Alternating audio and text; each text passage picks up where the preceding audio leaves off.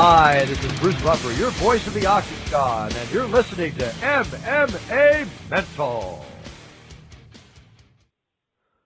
Okay, we are now joined by MMA veteran Chad George.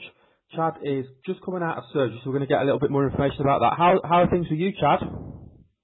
Things are good, you know. Every day I'm feeling better and better, and I just can't wait to get fully healthy so I can start training again. Do you want to tell us a little bit about why you had to have the surgery, what surgery you've had, and how long it's going to take you to be back to full fitness? Yeah, I had a blown disc in my back that I've been dealing with for a large part of my career. My L5-S1 was herniated 12 millimeters, and actually also sunk 20 millimeters, so it was really squeezing on my sciatic. And it just really caused me a lot of problems. So we went in and we had part of the disc that was herniated removed, put me back together, and I guess I did a little stem cell work also where they injected my own stem cells into the areas to help regrow the disc and the tissues and all that good stuff. And so now I'm just doing the recovery right now. I'm supposed to start rehab next week, and I'm hoping, you know, shortly after that I can start doing my more intensive rehab stuff and get back to training in about 6 to 8 weeks and see where I'm at with that, and then just take it day by day. But by the end of the year, I'm really hoping to get another fight in. I'll be honest with you, that all sounds extremely painful. So has the surgery been a success? I think so. You know, I was out of the hospital about 40 hours after the surgery, and walking around, driving. I mean, today, you know, I stopped taking pain meds 2 days after the surgery. You know, maybe that's because I'm a little, I'm not really into taking, you know, pain medication if you really don't have to have it. But it's been going good, I think. You know, the pain's gone in my leg. You know, I'm still really sore in certain areas from the back, but I mean, it's expected. I'm a week out of surgery. So I think the fact that I'm already up and around, moving, driving, I taught my pro guys today. I ran our practice. You know, I can't really do anything hands-on, but I can point fingers and, you know, make adjustments verbally. And so every day's feeling, I'd say, about 100% better than the day before. And what's it like being back in the gym and being able to run the practice? And who are some of the people that you're training with? Oh, well, I've trained with a lot of guys over the years, but my primary stable of guys that I have now, I've got a real strong group of up-and-comers that you're going to be seeing real soon. But outside of them, you know, I have Mac Danzig in the room, UFC veteran, Dominic Clark, Jeremy Humphreys, Jared Papazian. So we've got a good little stable group of guys, and then as a handful of other guys that rotate on through. But on average, we've got anywhere between 10 to 15 pros and amateurs that we work with. And, you know, I actually like it that way. I like having it where there's not really too many standout, you know, superstars that, you know, come in and the whole room's focused on them. I like it this way where it's our core group of guys that we've been together for a long time, and it's, you know, it's an actual team and family training together. Yeah, I can certainly see the benefits of that, and then at least everyone feels like they're playing their vital part in the team. Obviously, I do want to look over your career and get some of your personal career highs, but I wanted to ask you about Occupation Fighter. So obviously that was something that was very unique. What was it like doing that, and do you want to just let people know what that was for people who might not be aware of it? Yeah, Occupation Fighter. Yeah, that was definitely a unique experience. You know, they followed me for just over 8 months with cameras, and for those of you that have never had that, it definitely takes a while to get used to the fact that you have to really think about the things that you're going to say. And I don't know, people said, "Oh, well, you know, you forget the camera's there." That never happened to me. You know, it was they documented everything from my personal life to the ups, the downs, everything in between, you know, my financial situation, serious problems that were going on during training camp.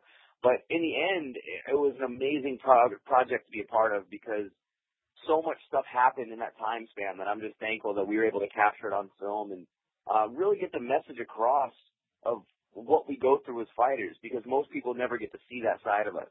They only get to see the glam and the glitz that, you know, is put out there, but they never get to see the true story. And I think that's probably the most important thing that came from the film. And what kind of feedback did you get from the general public after doing the documentary? the feedback has been nothing but incredible. It actually blew my mind, the amount of feedback and response that we have been getting from all over the world. You know, when we first made it, we were like, oh, okay, we're going to make a cool film. The director had a pretty amazing vision, and I liked it, and also I was on board. And we didn't really expect too much to happen. And then it's turned into this kind of, I don't want to use the word epidemic, but it kind of is, where it's just spread, and it's turned out to be what people are saying, you know, one of the most influential films the sport has seen. We've been getting, you know, letters and thank you emails and just things like that from all over the world, and it's just been incredible that so many people are taking the time to reach out and talk about the film and thank me and the director for the story, and it's been pretty incredible. Just to let people know as well, if people haven't seen that and they do want to go and see that, because obviously it's well worth a watch, it's available on things like Netflix and iTunes and Video On Demand and Amazon. So you're talking about, you know, the kind of biggest ways to get video across. I mean, obviously Netflix is huge at the minute, as is iTunes. So if people do want to go and see that, then it is available on all of those outlets to get that. So let's talk a little bit about your career. Obviously, you've got, looking at your resume, you've got 14 victories. Can you talk us through, what would you say were some of your highlights, your personal highlights, your favourite victories? Well, you know, I've had a lot of, in my opinion, a lot of important fights that I've loved. I had a really amazing fight with Alvin Kakdak, this kid from the Bay Area. It was a split decision that I won. It was just before I got signed to the WEC, which was hands down the toughest fight I've ever had. I mean, it was from opening bell to closing, so 15 minutes of just chaos of us just going back and forth, and I was a bloody mess, and I ended up getting a nod for my split decision. So that was a very memorable fight, and of course my first fight in the WEC, you know, that was pretty incredible also. But I don't know. I think every fight I've had is memorable in its own ways and has been very impactful in my career. Even, you know, a handful of my losses I've got on there. I don't feel that I lost those fights, but you know, it is what it is. What were your experiences like with the WEC? What were they like as a promotion to work for, and what was it like working with Zuffa? It was great. You know, I can't wait to get back. It's just that, you know, you have to be able to perform at 100% every single time when you're there. And unfortunately for me, you know, I've been injured for the most part of my career. Not to say that I wouldn't have taken those fights if I would have been 100% or whatever. It's, you know, I would have only taken those fights thinking I can win them, and that's why I took them. But it just really showed that you need to be at 100% to perform at that level. So being a part of that organization and knowing what it's like, I know I belong there, and it's a great company to be a part of, and I'm just finally getting healthy so I can make my climb back up and take my seat in the home box. Yeah, and I think definitely injuries is going to play a huge part, and obviously at the top level you need to be, like you say, 100%, and if you've got injuries that's really going to hamper. But now you've had this surgery, hopefully it's all moving forward now. And there was one other thing I wanted to ask you before I give you a chance to do any shout outs. I was looking over your resume and I noticed that you'd faced the same fighter 3 times in a 6-month period. And it was literally 3 fights in a row. You obviously know what I'm talking about. It was obviously Todd Guimond. Can you tell us why you faced him 3 times in a row? It was when you were with TFA? Yeah, that was when I was with an organization that I really started kind of getting my first name for in the local area. And I fought for their first title. This is right when it became legal in California. And our first fight, I actually flash knocked the kid out and really didn't know any jiu-jitsu at the time. And one of my buddies best describes it that when I hit him, if I would have walked away and thrown my hands up, the fight would have been over. But instead I chose to jump in and the way he explains it was open his guard and throw myself in a submission. And that's pretty much what happened. I got choked out with a rear naked choke with a couple seconds left in the round when I didn't even need to go in his guard. So the show wanted to do a second fight, so I said absolutely. Went back and did a little jiu-jitsu training and won the fight by submission, which was great. And then, of course, you know, now they wanted to see a rubber match because it was a easy fight to promote in the local area. You know, I had a big fan base, or a growing fan base, and so did he. So it just made sense. And when we fought the third time, which still blows my mind, that I think it was the third round or something like that of a 5-round fight, he had grabbed a kind of a front choke on me, I guess, but I was still sitting in I think I had shot for a single leg. Anyways, his corner was yelling at him that I was out and for him to let go of the choke. So they're yelling, he's out, he's out, he's out.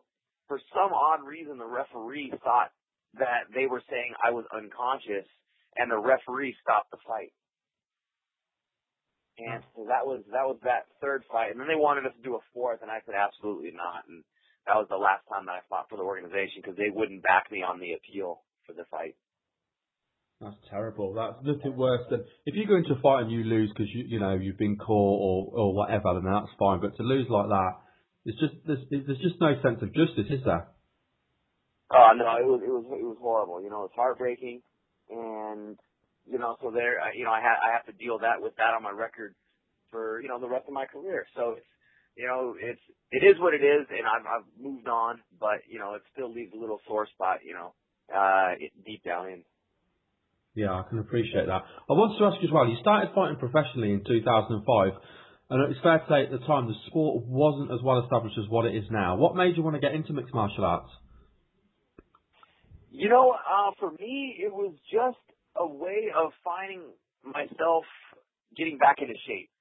I was a professional artist at the time, and I was looking for something, resembled wrestling, because remember in 2005, it still was just kind of coming out of, the wild days of the UFC, and it still was illegal in California.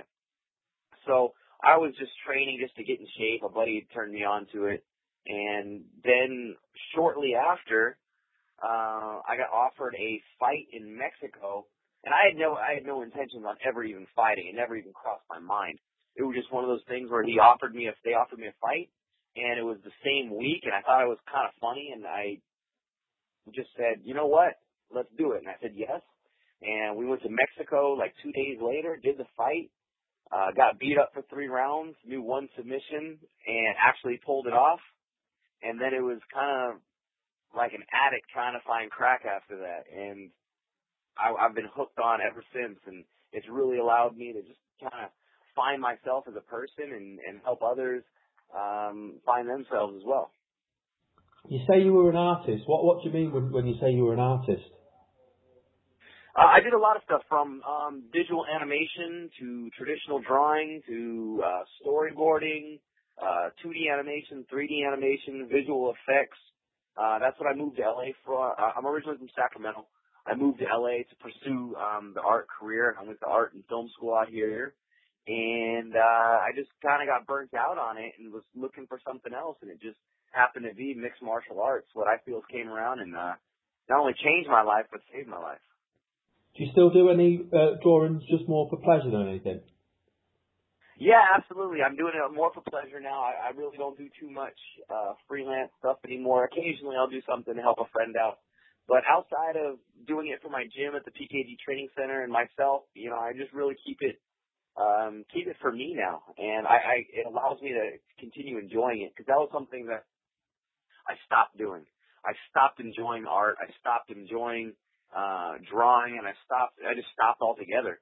And it's great because I've been able to find the passion for it. We showed one of the art shows that I've done in the film, and even through this the surgery process, it's been a little while since I've done any drawing, and I've picked up the pen and the pad again, and now I'm doing some sketching while I'm in my recovery. So it's a passion that's always been there. And what's kind of cool is that with fighting, it's still an art as well. So I'm still doing my art. It's just a different canvas now.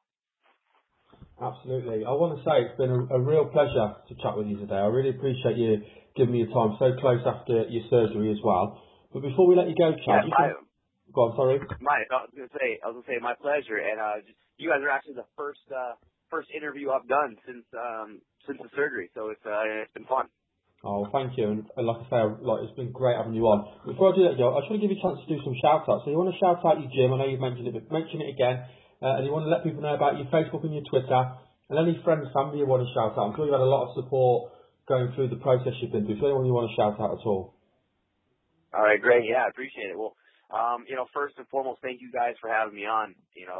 It's the media and all the fans that are allowing not only the film Occupation Fighter to get out there, but my career, my story to get out there. So I really appreciate it. Thank you for the time. Of course, always got to thank my management, the Iridium Sports Agency, Jay at FSE, all my sponsors that have helped me over the years, my fans, my family. Most recently, thanks to the OC Fight Docs and the Paquette Spine Institute for taking such great care of me with this whole back process and the ongoing that's going to happen after that. And of course, the Advanced to Health Chiropractic. They've been with me for a long time. I could not do this stuff without them. As far as for me, you can find me on Twitter at Savage135. I'm also doing a video blog series on YouTube. I think my channel is Chad Savage George. Just like my Facebook, you can follow me there. Other than that, it's just about time to start recovering and getting healthy so we can make 2013 the year of the Savage and make a statement in the fight game. Well, we certainly look forward to seeing the year of the Savage, and once we see you back up and fighting again, I'll contact Jay again, and we'll love to get you back on again and talk about whatever fight you've got coming up. Absolutely, sounds good. Nice one. Thank you very much for your time today, Chad. My pleasure. Thanks for the time. Bye.